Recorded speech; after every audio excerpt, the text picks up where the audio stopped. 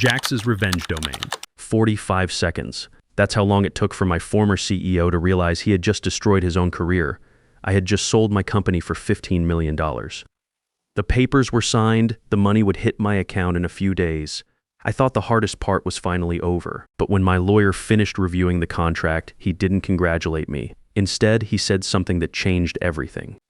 "Before you celebrate," he said, "we need to make one phone call. I'm Daniel Martinez, 49 years old, and that phone call ended up exposing something my former CEO had been hiding for years." Back in my lawyer's office, Howard Pierce slid the acquisition agreement across the desk.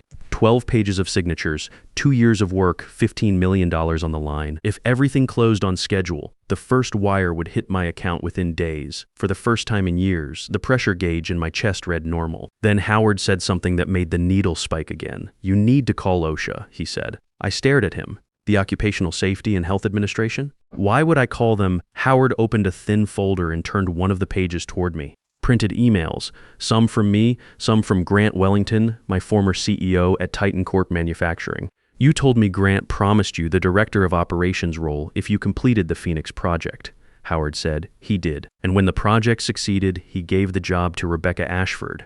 I nodded. "That's why I left." Howard tapped the email. "Daniel, your CEO didn't just break his word." My stomach pressure spiked like a hydraulic line under stress. "What are you saying?"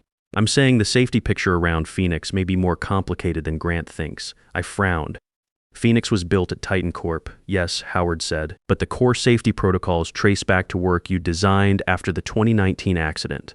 Work the company never formally documented or assigned to them." I felt my pulse rate increase like machinery under load. "That can't be what this is about." "Maybe not," he said. "But if Grant believes your acquisition just fell through, he may panic." Howard closed the folder. "And when men like Grant panic," he said quietly, "they reach for control in dangerous ways." The plan began forming in my head. "You want him to expose himself?" Howard nodded. "Exactly." He slid my phone across the desk. "Call OSHA. File an anonymous safety complaint about Phoenix oversight." I looked down at the screen. Grant Wellington for 7 years. He called me his most reliable engineer. The man who kept the production lines running right up until the moment he handed my promotion to someone else. Howard folded his hands. "If I'm wrong, nothing happens," he said. "And if you're right?" I asked. He gave a small smile.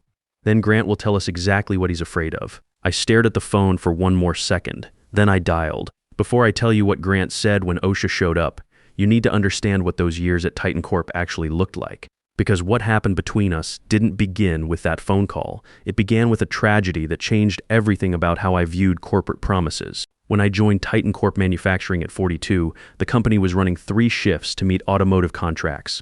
We manufactured precision components for brake systems, which meant when production failed, people noticed immediately. But more importantly, when safety failed, people got hurt. On paper, I was hired as a manufacturing engineer. At Titan Corp, I was usually the only person in the plant who understood both the floor operations and the safety systems. That made me valuable, but it also made me the guy everyone called when something broke. In practice, I became the person they called when something critical went wrong. Conveyor system crashes at midnight. Call Daniel. Hydraulic pressure drops during a production run. Daniel will fix it. A safety sensor fails, threatening the entire line. Someone wake Daniel up. For a while, I didn't mind. I like solving problems. Production systems made sense to me in a way corporate politics never did. At Titan Corp, that made me indispensable. And eventually, people stopped thanking indispensable people. They just start expecting them. I'd been working there about 2 years when something happened that changed my entire perspective on the company. A hydraulic press failed during the night shift. The safety interlock should have stopped it immediately. Instead, the system kept running for 8 seconds before emergency shutdown. Nobody was hurt that night. But 8 seconds is long enough to crush a man's hand. Or worse. 8 seconds is the difference between going home to your family and going to the hospital. Grant Wellington called me at 3 a.m. "Daniel," he said, "I need you at the plant now. The insurance investigators will be here in the morning." I arrived to find the press disassembled, the safety logs pulled, and 3 engineers trying to figure out what went wrong. What we discovered kept me awake for weeks afterward. The safety interlock hadn't failed. It had been bypassed. Someone had rigged the system to ignore the pressure sensors when production quotas were behind schedule. The modification was crude, dangerous, and completely invisible to normal inspections, but it was effective. When the line fell behind, the safety systems would automatically disable to keep production moving. Grant Kellerman pulled me aside that morning. "Daniel," he said quietly, This can never happen again. I agreed completely. No argument there. That's when he told me about Phoenix. Phoenix was designed to integrate safety monitoring with production optimization. If it worked, we could predict equipment failures before they happened. If it worked properly, accidents like the hydraulic press incident would become impossible. The system would monitor everything in real time and shut down any operation before it could hurt someone. But Grant had bigger ambitions than just safety. He wanted Phoenix to be the future of American manufacturing. A system so advanced that it would prove domestic production could compete with anything overseas. Quality, efficiency, and safety all integrated into one revolutionary platform. Grant introduced the concept during a plant-wide safety meeting. The whole floor was there, about 200 workers from all 3 shifts. He stood up front with his presentation slides and talked about the future of manufacturing. "We're going to build something that changes everything," he said, "not just for Titan Corp, but for American manufacturing." Later that afternoon, he walked over to my workstation. "Daniel," he said quietly, "I want you to lead Phoenix." I looked up from my diagnostic equipment. "Lead it?" "Yes. This project is critical. If we pull it off, it saves lives and it saves jobs." "Why me?" Grant smiled. "Because you're the only person here who understands how safety systems and production lines actually work together. You've seen what happens when they fail." Then he added the sentence that locked the next 2 years of my life into place. "Deliver Phoenix successfully," he said, "and the Director of Operations role is yours." I asked him to repeat that. "Officially yours," he nodded. "You finished this project cleanly," Grant said, "and I'll make sure the board approves it." After that conversation, Phoenix stopped being a project. It became my mission, because I understood something Grant maybe didn't fully grasp. This wasn't just about efficiency or corporate success. This was about the guys on the floor, the ones who trusted the safety systems to bring them home every night. I thought about Miguel Santos, who'd been running press operations for 15 years. About Janet Williams, who managed the quality control station and had 2 kids at home. About dozens of other workers who depended on the safety systems I was about to rebuild. Phoenix had to be perfect, not just for Grant's corporate ambitions, but for them, nights redesigning safety protocols, weekends installing sensors across 3 production lines. More than once, I slept in the break room and went home the next morning wearing the same work shirt. My wife Maria started leaving dinner plates in the fridge with notes that said, "Heat for 2 minutes, eat something." The system had to monitor 47 different safety parameters while optimizing production flow. Temperature sensors, pressure gauges, vibration monitors, emergency stops. Every component had to talk to every other component in real time. But the real challenge wasn't the technology. It was building something the workers could trust. Miguel Santos pulled me aside one afternoon during shift change. "You sure this Phoenix thing ain't gonna put us out of jobs?" he asked. He'd been at Titan Corp since before I started, back when the plant was just 2 production lines and a prayer. Just the opposite, I told him. "It's going to keep you safe and keep the work here instead of shipping it overseas." Miguel nodded slowly. Grant been talking about efficiency a lot lately. Workers get nervous when management starts talking efficiency. I understood his concern. In manufacturing, efficiency often meant fewer people doing more work. But Phoenix was different. At least that's what I believed at the time. "The system keeps you safe first," I told Miguel. "Everything else is secondary." That conversation reminded me why Phoenix mattered so much. It wasn't about Grant's corporate ambitions or board presentations. It was about making sure Miguel Santos went home to his family every night. Twice during development, the entire system nearly collapsed. The first time, a supplier shipped faulty pressure sensors and the whole network went offline. Production stopped across 2 lines. My phone rang at 5:30 a.m. Daniel, Grant said, "Fix this." I spent 14 hours rebuilding the sensor network with backup equipment while the production teams waited. Janet Williams brought me coffee around hour 10 and said, "You look like hell, Daniel." "Feel like it too," I told her. She patted my shoulder. "We appreciate what you're doing. The old safety system scared us sometimes. Always wondering if the sensors were working, right? That's exactly what Phoenix was supposed to fix. No more wondering, no more guessing. Complete transparency about every safety parameter in real time. By evening, the production lines were running again with temporary sensors, while I redesigned the entire monitoring array to prevent similar failures. Grant called back that night. "Exactly why I trusted you with Phoenix," he said. "The second major incident came 3 days before a federal safety audit. A software update corrupted Phoenix's central database. All the historical safety data, all the baseline measurements, everything went dark. When Grant walked into the control room at 6 a.m., I'd already been there for hours rebuilding the system from backup files. He found me surrounded by laptops, printouts, and empty coffee cups. "I knew you'd be here," he said. "Give me 8 more hours," I told him. It took 12. But when the federal inspectors arrived the next morning, Phoenix ran flawlessly. Every safety parameter monitored, every production optimization active, 0 violations found. After the audit, Grant shook my hand in front of the entire operations team. "Outstanding work," he said. Then he leaned closer and lowered his voice. "Keep going," he said quietly. "The director position is coming for the next 18 months. Every major decision I made revolved around that promise. The late nights, the weekends, the constant emergency calls, all of it made sense if the future Grant described was real. All of it was worth it if Phoenix could protect the workers and secure my family's future, but there were signs I should have noticed, small things that didn't add up." Rebecca Ashford joined Titan Corp about 3 months before Phoenix launched. She had an MBA from Northwestern and spoke the kind of corporate language that impressed board members. Strategic optimization, operational synergies, value chain integration. The first time I met her, she asked me to explain Phoenix in business terms. "It's a safety and production monitoring system," I told her. "Right," she said.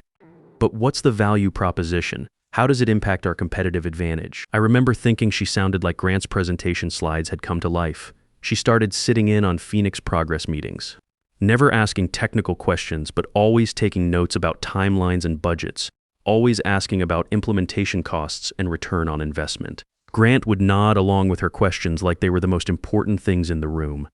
More important than whether the safety sensors were calibrated correctly. More important than whether Miguel Santos and Janet Williams could trust the system to protect them. I should have paid attention to that shift. Should have noticed that Grant was spending more time talking to Rebecca about Phoenix than to me, but I was too focused on making the system work. The Phoenix system launched on a Monday morning. I remember the exact time because I hadn't slept the night before. At 7:42 a.m., the safety dashboards lit up across all 3 Titan Corp production lines. Pressure sensors reported normal ranges. Temperature monitors showed optimal conditions.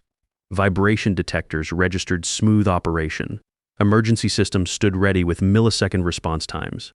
For the first time in the company's history, every production line operated with complete safety integration. Workers could see the same safety data I could see. No more wondering if the systems were working, no more trusting equipment they couldn't monitor. Phoenix worked exactly the way I designed it to work. Miguel Santos found me during lunch break that first day. "This is incredible," he said, pointing at the safety display near his station. "I can actually see what's happening with the hydraulic pressure in real time." Janet Williams stopped by the control room that afternoon. "The temperature monitoring is amazing," she said. "We used to just hope the cooling systems were working. Now we know." By noon, our largest client called the operations office. And they didn't ask for Grant, they asked for me. Daniel, the client's safety director, said over speakerphone, "This system is incredible. We've never seen production data this accurate with safety monitoring this comprehensive." I thanked him, but what I felt most in that moment wasn't pride. It was relief, like pressure finally releasing from an overtaxed system. 2 years of late nights and emergency fixes had finally paid off. Miguel and Janet and all the other workers had a system they could trust, and in my mind that meant one thing: the promotion Grant had promised. What I didn't know was that Grant had been making other promises to other people, promises that were about to destroy everything I'd built and everything I believed about the company I'd given 7 years of my life to. 2 weeks later, the operations division gathered for the quarterly safety meeting. Everyone in the plant knew Phoenix had succeeded. As I walked in, a few veteran workers nodded my way. "Looks like you're moving upstairs," Miguel said. Janet laughed. "About time they recognized what you built." I smiled politely and took a seat near the front, next to some of the other engineers who'd helped with Phoenix implementation. The room was full. All 3 shifts represented: plant management, floor supervisors, safety coordinators, about 200 people who depended on the system I'd just delivered. Grant walked onto the small stage at the front of the room a few minutes later, tablet in hand, wearing the confident expression he always used before making an important announcement. "Before we begin the quarterly review," he said, "I'd like to recognize a leadership transition within the operations division." My pulse quickened like hydraulic pressure building in the lines. This was it. 2 years of work about to pay off. "This role will guide the next phase of Phoenix's expansion," he continued. Several people around the room glanced in my direction. Miguel Santos gave me a subtle thumbs up from the back. Janet Williams smiled from her seat near the safety coordinators. I sat a little straighter, already thinking about the speech I'd give, how I'd thank the workers who trusted Phoenix, how I'd promised to keep building systems that protected them. Then Grant said the name that changed everything. "I'm pleased to announce our new director of operations, Rebecca Ashford." For a moment, the room didn't move. Rebecca stood from the back row, where she'd been sitting with the other management personnel. For a second, I thought she was just stepping aside for someone else. Then she walked toward the stage. She had joined Titan Corp only 3 months earlier. She spoke well in meetings, understood executive language, and seemed perfectly comfortable around senior leadership. But Phoenix wasn't her system. Not a single sleepless night of it. Not a single emergency fix at 3 a.m. Not a single conversation with Miguel about job security or with Janet about family safety. She walked to the stage smiling, like the announcement had never been in doubt. Grant shook her hand while 200 workers watched in confused silence. People began clapping, some out of uncertainty, some because they didn't know what else to do. I heard Miguel's voice from the back. "What the hell?" Janet Williams turned around in her seat to look at me. Her expression said everything. This was supposed to be you. I didn't clap. I didn't move. I just sat there while something inside me went completely quiet, like machinery suddenly losing power. When the applause faded, Grant started explaining how Rebecca would lead the next phase of Phoenix integration. She had the strategic vision, he said. The business acumen to take Phoenix to the next level. Rebecca stepped up to the microphone. "Thank you all for this opportunity," she said. "I'm excited to build on the incredible foundation that's been established here. Foundation, not system, not breakthrough. Foundation. Like Phoenix was just the groundwork for whatever she planned to do with it. I want to thank everyone who contributed to Phoenix's success," she continued. "This is truly a team effort, and I look forward to optimizing our operational synergies going forward." Optimizing operational synergies. I watched Miguel Santos shake his head in disgust. After the meeting, workers started gathering around me near the exit. Miguel was the first to reach me. "That's complete bullshit, Daniel," he said, not bothering to lower his voice. "Everyone here knows you built Phoenix." Janet Williams nodded. 3 months. She's been here 3 months, and they're giving her your job. Tommy Rodriguez, one of the night shift supervisors, joined the group. "My guys are asking what this means for Phoenix. They trust you, Daniel. They don't know her." More workers clustered around. I could see Grant across the room watching the crowd form with obvious concern. Rebecca was still shaking hands with management personnel, but her eyes kept drifting toward our group. "This doesn't change anything about Phoenix," I told them. "The system works exactly the same way, but what about you?" Janet asked. "What happens to you now?" I didn't have an answer for that. Not yet. That afternoon, I walked back to my workstation and opened my laptop. I reread the email Grant had sent 2 years earlier. Subject, Phoenix Project Leadership. The message was short: complete Phoenix successfully, and the Director of Operations role will be yours. There it was in writing, black text on white background, a promise that had just been broken in front of 200 witnesses. For a moment, I considered fighting it. Forwarding the email to HR, escalating it to the board. Forcing the conversation in front of everyone, but the truth had already settled in like a pressure gauge reading I couldn't ignore. People who break promises that easily don't rediscover integrity just because you argue harder, and fighting would mean staying at a company that had just showed me exactly how much they valued my work. So instead of writing a complaint, I wrote 2 sentences. I printed them. Then I walked to Grant's office. He was on the phone when I stepped in, pacing slowly behind his desk. When he saw me, he raised one finger, his signal to wait. I didn't. I placed the envelope on his desk and turned to leave. "Daniel, hold on," he said, ending the call abruptly. "What's this?" My resignation. He opened the envelope and scanned the page. His eyes moved across the letter once. Then he read it again. The color drained from his face like hydraulic fluid leaking from a damaged line.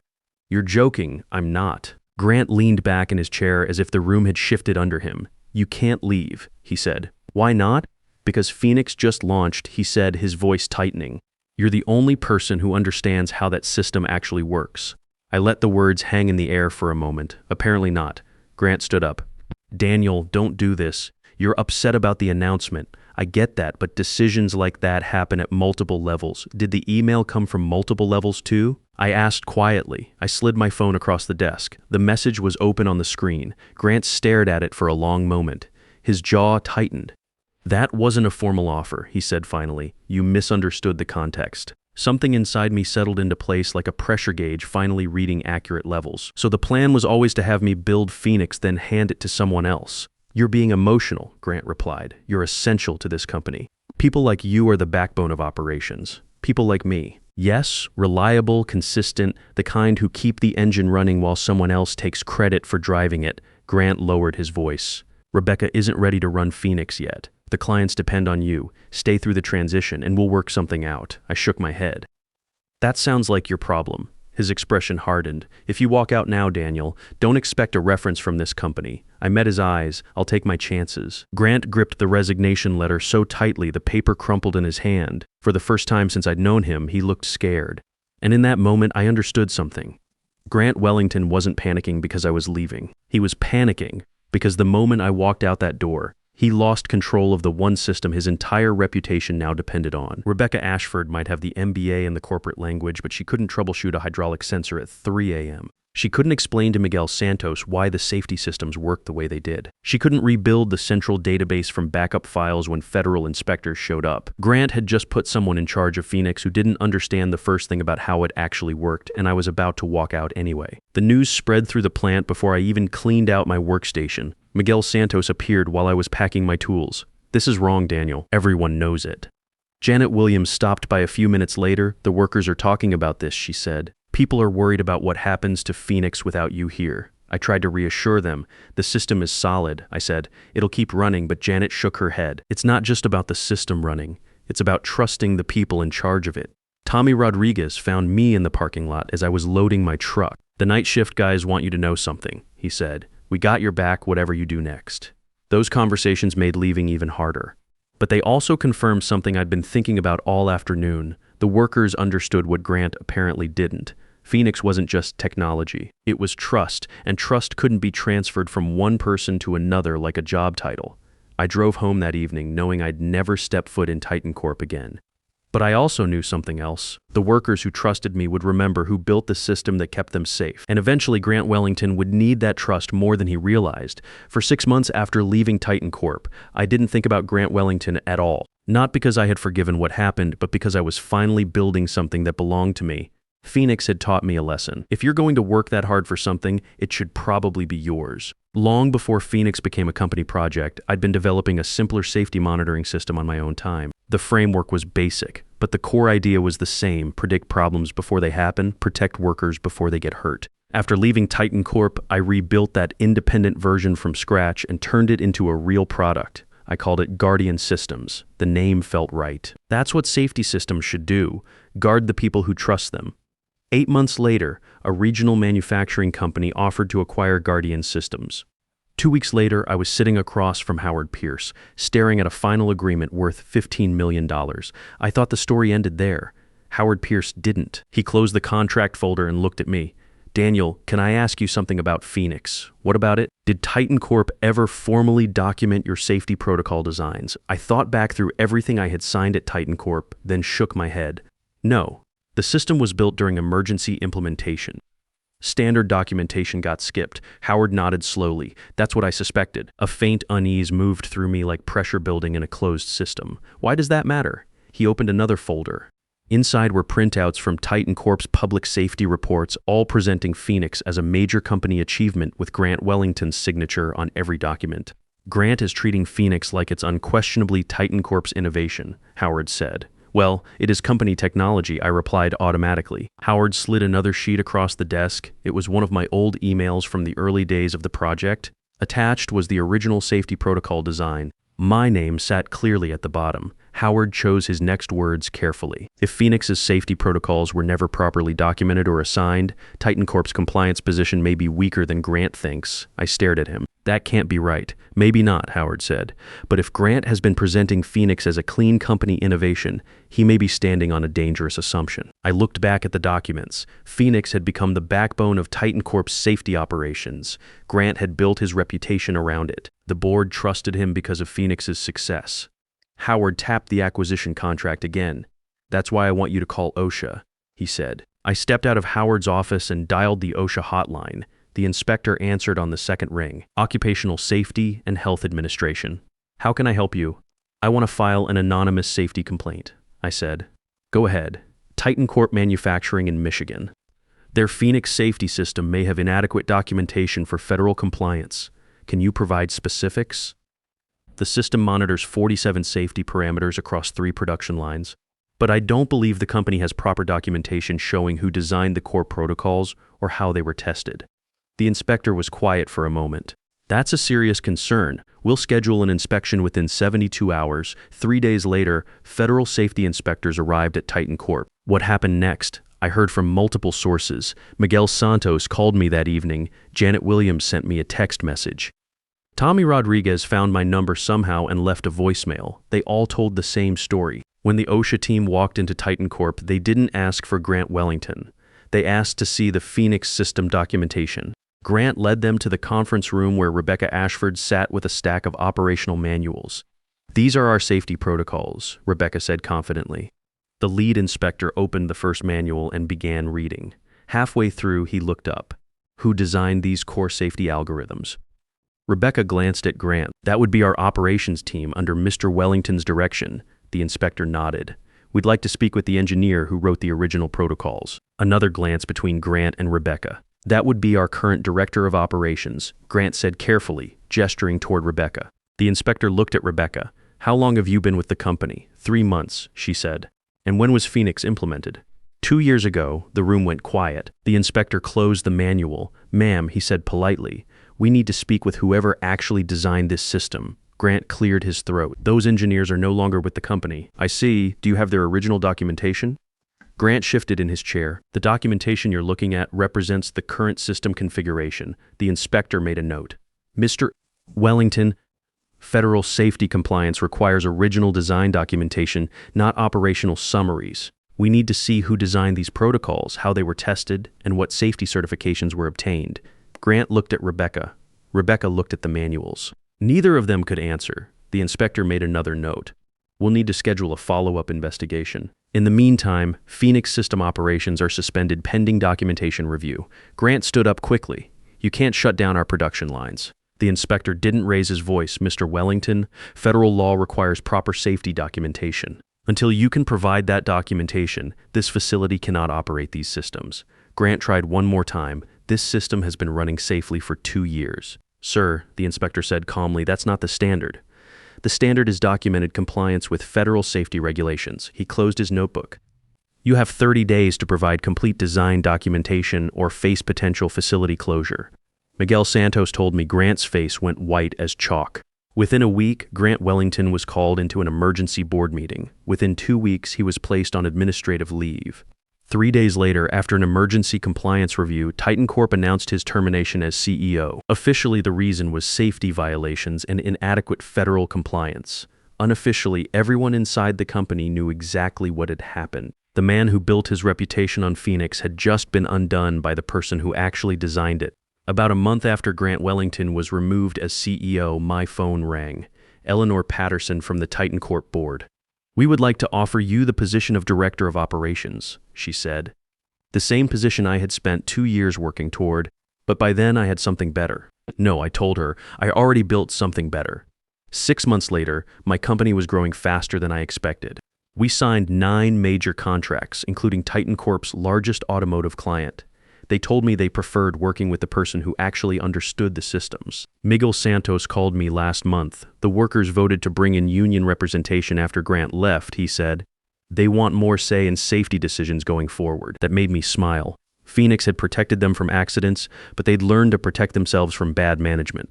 I heard Grant ended up consulting for a smaller operation outside Toledo, a long way from the corner office he once held, a long way from the reputation he built on work that wasn't his.